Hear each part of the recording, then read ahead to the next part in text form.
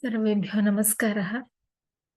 पीताम्बरं करविराजितशङ्खचक्रकौमोदकी सरसिजं करुणासमुद्रं राधासहायमतिसुन्दरमन्दहासं वातालयेशमनिशं हृदि भावयामि।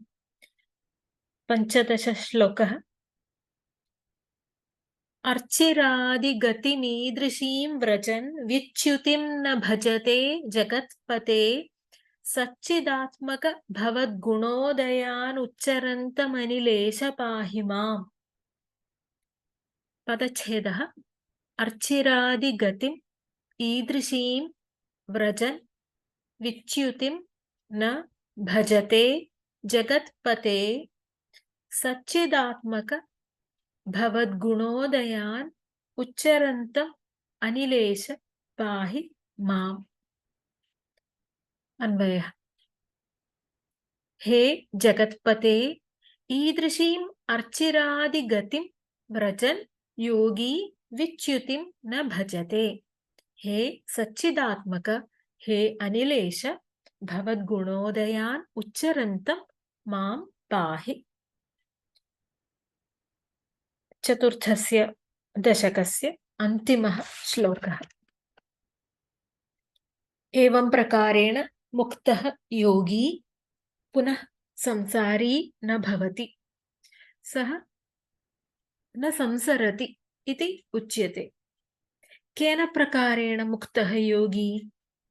11 श्लोकादारभ्य वयं ज्ञातवन्तः। अग्निवासरवलर्क्षपक्षगैरुत्तरायणजुषा इत्यारभ्य 4 श्लोकैः वयं मोक्षगतिं ज्ञातवन्तः। तेन मार्गेण मुक्तः योगी विच्युतिं न भजते इति पश्यामः।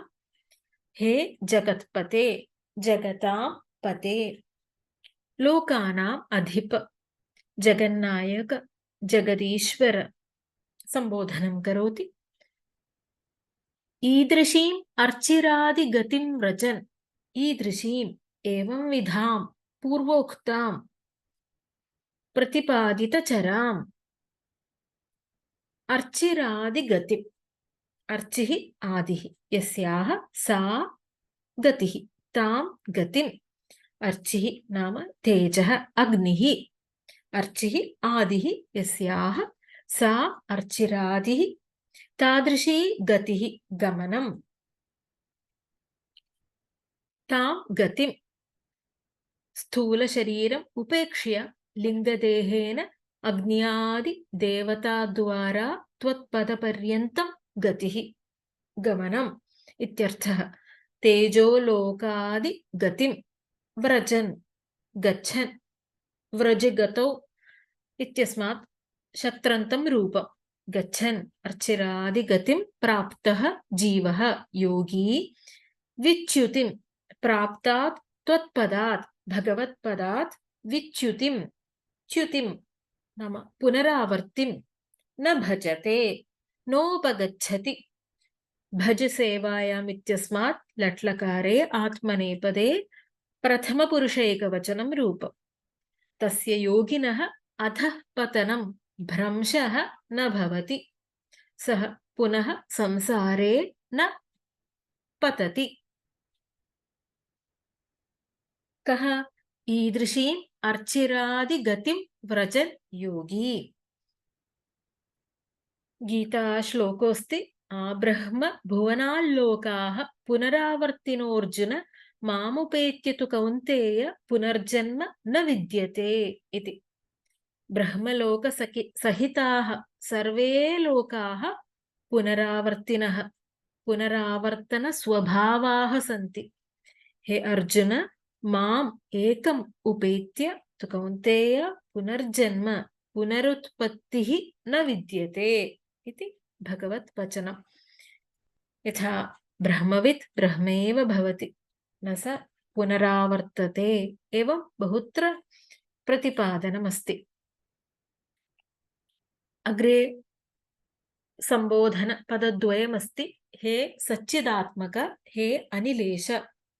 हे सच्चिदात्मक, सच्च चिच्च आत्मा स्वरूपं यस्य एतच्च आनन्दस्यापि उपलक्षणम् अर्थात् आनन्दार्थः अपि सच्चित् इत्यत्र अन्तर्भवति इति एवं सच्चिदानन्दस्वरूप इत्यर्थः सत् चित् आनन्द स्वरूप एतावत् पर्यन्तम् अष्टाङ्गयोगेन भगवदुपासनं तत्फलं च प्रतिपाद्य स्वस्य रोगनिवृत्तिं प्रार्थयितुम् आरभते कविः नारायण भट्टपादः।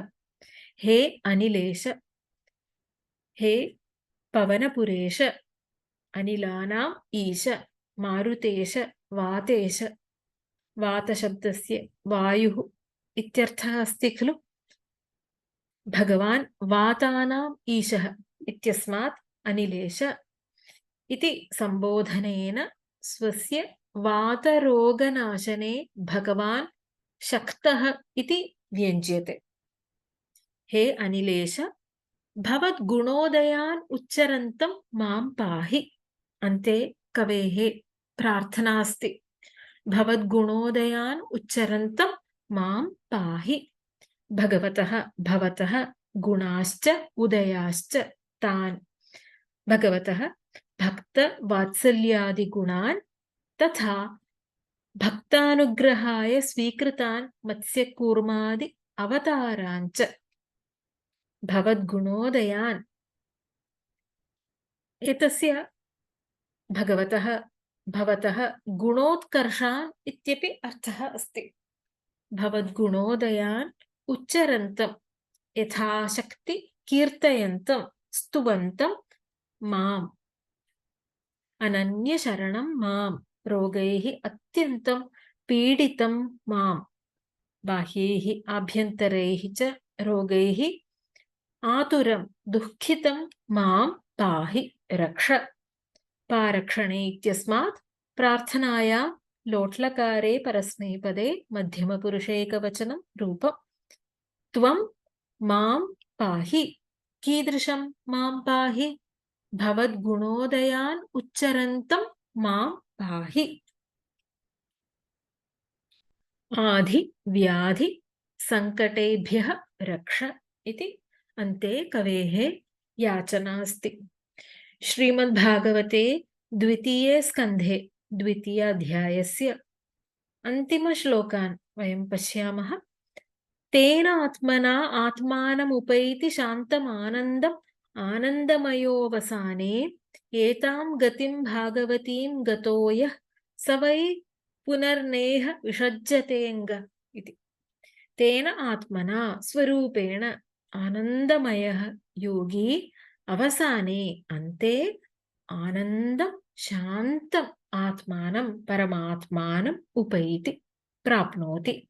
हे अंग भागवतीं भगवत्सम्बन्धिनीं एतां गतिं यः गतः सः पुनः इह संसारे न विषज्यते पुनः संसारे न पतति इति।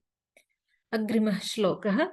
एते श्रुति ते नृप वेदगीते त्वयाभिपृष्टे च सनातने च एव पुरा ब्रह्मण आह तुष्ट आराधितो भगवान् वासुदेवः इति। सनातने एते श्रुति द्वौ मार्गौ इह अत्र संसारे मार्गद्वयमस्ति। किं? सद्योमुक्तिः क्रममुक्तिः। सद्योमुक्तिः क्रममुक्तिः चैति एते श्रुति पुरा भगवान् वासुदेवः ब्रह्मदेवाय आह इति। भागवते अग्रे भक्तियोगं कीर्तयति। भगवति वासुदेवे भक्तियोगः भवेत्। अतः अस्मात् शिवः पन्थाः श्रेष्ठः मार्गः इह संसृतो संसारे विशतः प्रविशतः पुरुषस्य नहि। इतोपि श्रेष्ठः मार्गः अन्यः नास्ति इति। तस्मात् सर्वात्मना राजन् हरिः सर्वत्र सर्वदा श्रोतव्यः कीर्तितव्यश्च स्मर्तव्यो भगवान् नृणाम्। तस्मात् हे राजन् सर्वत्र सर्वदा नृणाम् इत्युक्ते नराणां श्रोतव्यः कीर्तितव्यः स्मर्तव्यः च सर्वात्मना कः भगवान् हरिः अस्ति। श्रीमद्भागवतस्य द्वितीयस्कन्धस्य द्वितीयाध्यायस्य उपसंहारश्लोकोऽस्ति अयम्। अस्य भागवतश्लोकस्य सारः अनेन दशक अवसानेन पद्येन व्यञ्ज्यते। अस्माभिः हरिः सर्वदा भक्त्या कीर्तितव्यः इति। अत एव नारायणभट्टतिरिवर्यः अष्टाङ्गयोगद्वारा मोक्षमार्गं विशदीकृत्य अन्ते भगवतः गुणोदयान् उच्चरति। सः अन्ते मां रक्ष इति प्रार्थयति, परन्तु योगानुष्ठानं न करोति। तर्हि अनुपासकस्य अष्टाङ्गयोगानुष्ठानं न आचरतः कवेः कथं रक्षणीयता इति चेत् आह भवद्गुणोदयानुच्चरन्तम् इति। कविः भक्त्या भगवन्तं स्मरति कीर्तयति च, अतः भगवद्गुणान् उच्चरन्तं भगवदुपासकः इति मत्वा भगवान् त्रायते इत्यर्थः। अग्न्यादि देवताद्वारा भगवत्पदपर्यन्तं प्राप्तः योगी भगवत्पदात् कदापि च्युतिं न प्राप्नोति। हे गुरुपवनपुरेश, भगवतः भक्तवात्सल्यादिगुणान् तथा अवतारादिकथाश्च यथाशक्ति कीर्तयन्तं मां रक्ष इति सारः। अस्मिन् दशके किं ज्ञातम् अस्माभिः? योगस्य 8 अङ्गानि ज्ञातवन्तः। अष्टाङ्गयोगानुष्ठानं कृत्वा सद्यो मुक्तिम् इच्छति चेत् झटिति एव मोक्षं लभते, अथवा ऊर्ध्वलोकान् गन्तुम् इच्छति चेत् तस्य अर्चिरादिगमनेन क्रममुक्तिः इत्यपि वयं ज्ञातवन्तः। अन्ते कविः तु योगमार्गं न भक्तिमार्गमेव स्वीकरोति इत्यपि ज्ञातम्। इति अष्टाङ्गयोगवर्णनं योगसिद्धिवर्णनं च। चतुर्थं दशकं समाप्तम्। श्लोकं पुनः पठामः। अर्चिरादिगतिमीदृशीं व्रजन् विच्युतिं न भजते जगत्पते सच्चिदात्मक भवद्गुणोदयान् उच्चरन्तमनिलेश पाहि माम्। ॐ सर्वे भवन्तु सुखिनः, सर्वे सन्तु निरामयाः, सर्वे भद्राणि पश्यन्तु, मा कश्चित् दुःखभाग् भवेत्। ॐ शान्ति शान्ति शान्तिः। हरिः ॐ श्रीगुरुभ्यो नमः। हरिः ॐ। धन्यवादः।